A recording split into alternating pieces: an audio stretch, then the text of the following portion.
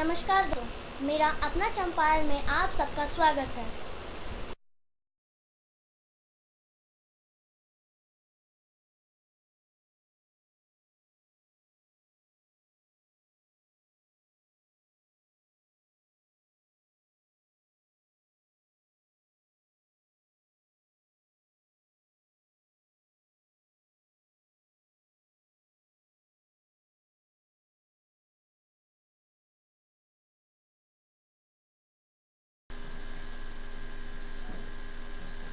नमस्कार दोस्तों, मैं आपको मेरे ज़िला चंपारण के बारे में बताऊंगी।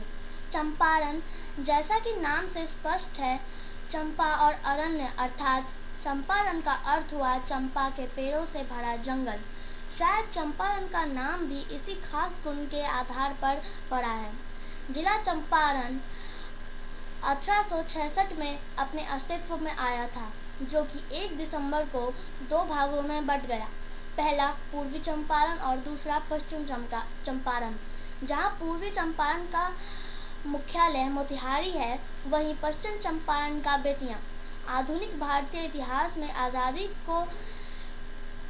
आज़ादी के आंदोलन के साथ भी इसका महत्वपूर्ण संबंध रहा है। गांधी जी का सत्याग्रह आंदोलन यहीं से शुरू हुआ था। यहाँ के किसानों ने पंडित राजकुमार शुक्ला जी के साथ मिलकर गांधी जी को चंपारण में बुलाया था और नील की खेती के विरोध में चंपारण सत्याग्रह शुरू किया था।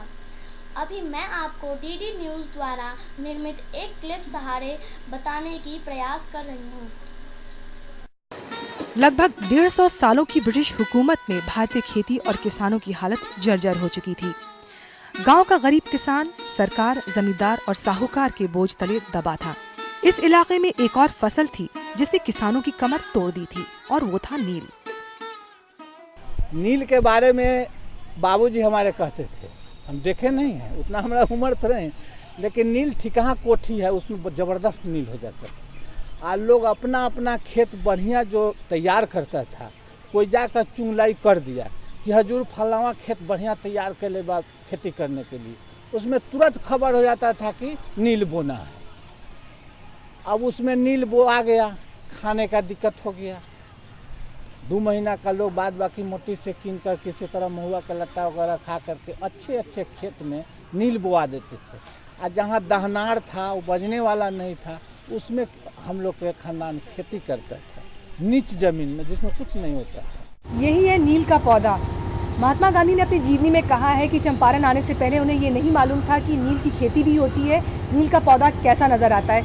1917 के पहले चंपारण में जो नील्हे कोठी बने, तो नील्हे कोठी वालों ने नील की खेती करना शुरू किया और किसानों से जोर जबरदस्ती करके वो अधिक से अधिक मुनाफा लेने के लिए इसको करते रहे, जिसके उनके अत्याचार बाद में रूप लिया के अत्याचार अनाचार बढ़ने लगा।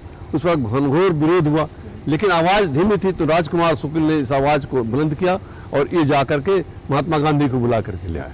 महात्मा गांधी ने जो सत्याग्रह शुरू किया, वो उनका एक ही था, किसानों के ऊपर जो जोर जबरदस्ती अत्याचार होता है, इस अत्याचार को बंद होना चाहिए और नील की खेती में इसको जो किसानों का शोषण होता है, वो शोषण बंद हो जाना चाहिए। एक और बात आपसे जानना चाहेंगे कि जब नील की खेती यहाँ ज़बरदस्ती करवाई जा रही थी किसानों से चंपारण में, तो और कहीं भी किसान जो है वो नील की खेती नहीं कर रहे थे, क्योंकि ऐसा माना जाता है कि नील की खेती जिस ज़मीन पर होती है वो उपजाऊ नहीं रहती है ज़मीन। जी, इसमें 2 तरह की बात थी। एक किसान से जो कराते थे उसमें 3 कठिया किया, हर बीघे में 3 कट्ठा जमीन लेते थे, और जो अपने करते थे उसको जिरात कहते थे। तो जिरात में उनकी होती थी, उस जिरात करने के लिए लोगों से हल लेते थे, उसे कम मजदूरी पर उसे काम कराते थे जबरदस्ती, उसके अपने उनके बैलगाड़ी का इस्तेमाल करते थे। इस तरह से जो है ना, वो तरह तरह के विभिन्न तरह के अत्याचार करते थे, इसीलिए इतना बड़ा विरोध हुआ। अच्छा खेत में तो नील बोआ गया, उससे आदमी तंगी हो जाता था, बहुत समस्या हो जाता था, और सबसे ज़्यादा समस्या भोजन का हो जाता था। इसलिए लोग महुआ का लट्टा मीठा कहते कि आज तो नहीं रोटी खाई बारा, गेहूँ खाई बारा, लेकिन महुआ का लट्टा खा करके हम लोग गुजारा करते थे। 1 दिन खाते थे, 2 दिन 3 दिन का बाद महुआ का लट्टा। ऐसे ऐसे लोग मेहनत कर खेसारी का सत्तू खाते थे, कहा तो नीच में खेसारी होता था, बढ़िया ज़मीन में नील होता था। लोग बैल नहीं बढ़िया पोसता था कि बढ़िया बैल रखेगा तो कोठी में हर बने चल जाएगा नील का।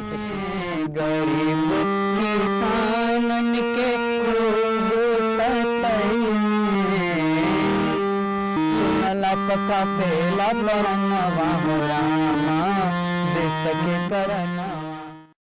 ब्रिज बाबू, अपने पीछे इतनी खूबसूरत हम झील देख रहे हैं। कहते हैं चंपारण में 19 झीलें हैं और लगभग सभी पर जो है अंग्रेजों ने अपने बंगले बनाए, अपनी कोठियां बनाई हुई हैं। ऐसा है कि ये नील वाले जितने अंग्रेज थे कोठी वाले, ये नील की खेती करते हैं। नील को बनाने के लिए इनके जो प्लांट थे उसमें काफ़ी पानी की जरूरत पड़ती थी, तो हमेशा ये नील जहाँ पर नील का झील है, झील के पास ही अपनी नील की कोठी बनाते थे, इसलिए ताकि इनको पर्याप्त रूप में पानी मिल सके और काफ़ी अपने काम को ठीक से सरल रूप से कर सके। किसान क्यों परेशान थे? कहते थे कि नील की खेती करने से जो ज़मीन थी वो बंजर हो जाती थी। बंजर रहते, वो जो जिसमें नील की खेती होती थी वो आगे खेती के लिए बड़े उपजाऊ नहीं रहते थे, वो बंजर हो जाते थे, तो इसके लिए वो विरोध करते थे।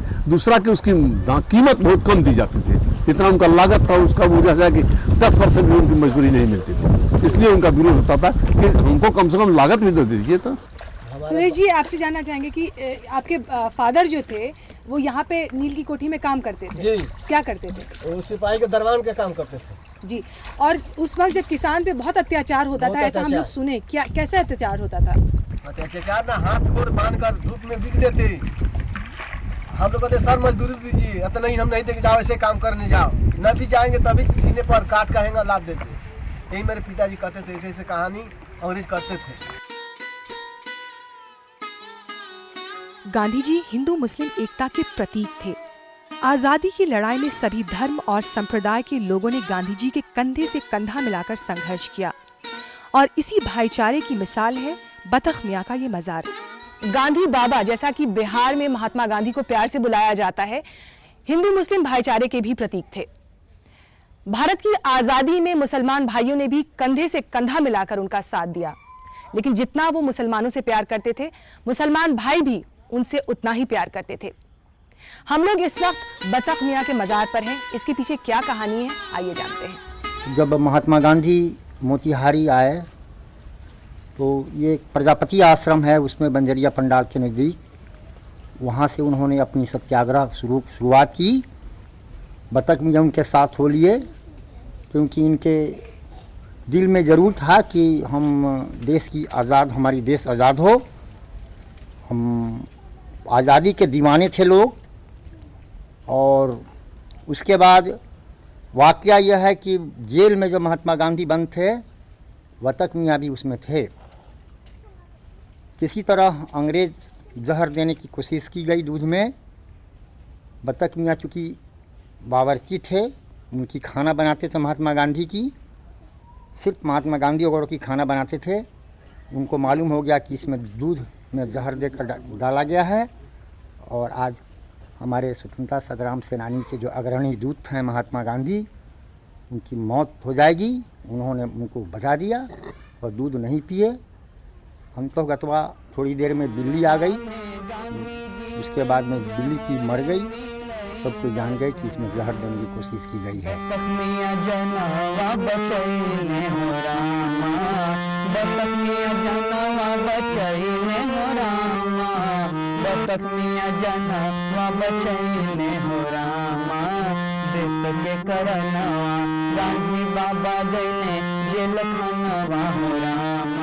एकदम मिलजुल कर हम लोग भाईचारे की तरह हिंदू मुसलमान रहते हैं। यहाँ कोई फर्क नहीं है हिंदू मुसलमानों में, एकदम एक तरह रहते हैं, एक थाली में खाते हैं, एक साथ बैठते हैं, एक साथ घूमते हैं।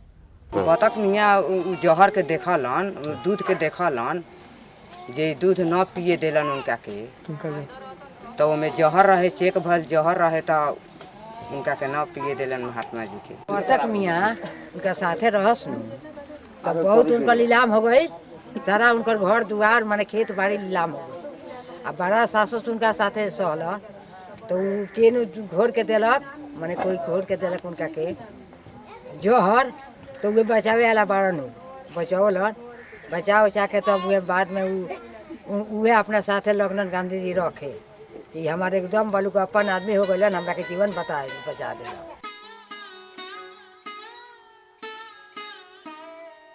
वर्तमान भारत में गांधी जी की प्रासंगिकता शहरों में थोड़ी धूमिल जरूर नजर आती है, लेकिन आज ग्रामीण भारत में बापू लोगों के दिलों के साथ साथ मंदिरों में भी जगह बना चुके हैं।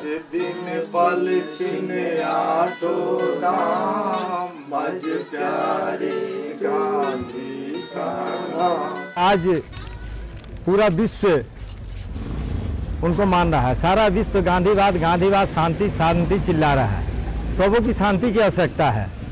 आतंकवाद को गांधीवाद द्वारा ही रोका जा सकता है। गांधी जी संपूर्ण भारत नहीं पूरे विश्व के लिए लड़े हैं, सत्य और अहिंसा की लड़ाई लड़े हैं, सर्वधर्म समभाव की लड़ाई लड़े हैं। तो इस विचार को लेकर के मैंने गांधी के चरण में गया और मुझे काफ़ी शांति मिल रही है। और मैं, मेरे बच्चे, सब लोग गांधी के से यानी चरण में लिपटे हुए हैं और गांधीवाद को हम लोग अपना रहे हैं। गांधी जी के बारे में आप क्या जानती हैं? गांधी जी के बारे में हम यही जानते हैं कि उस मकान में ठहरे थे और उसके बाद अब लोग उनको देखने आते थे कि हाँ, गांधी बाबा के इसमें रूम में ठहरे हैं। और कुछ तो हम भूल जाते हैं। अच्छा, उसके बाद क्या हुआ? लोग यहाँ लोग बहुत लोग आया था देखने के लिए उनको। इस वक्त की बात मैं नहीं जानता। ये पुराने ज़माने में हम लोग बचपन में सुनते थे कि ये गोरख बाबू वकील का मकान है और इसी में गांधी जी आए थे, यहीं से सत्याग्रह शुरू हुआ उनका। दोस्तों, इस प्रकार आप देख सकते हैं कि चंपारण के किसानों ने गांधी जी और अन्य नेताओं के साथ मिलकर आज़ादी की लड़ाई में महत्वपूर्ण भूमिका निभाई और अंततः भारत आज़ाद हुआ। हमें अपने चंपारण के मिट्टी पर गर्व है। जय हिंद, जय भारत।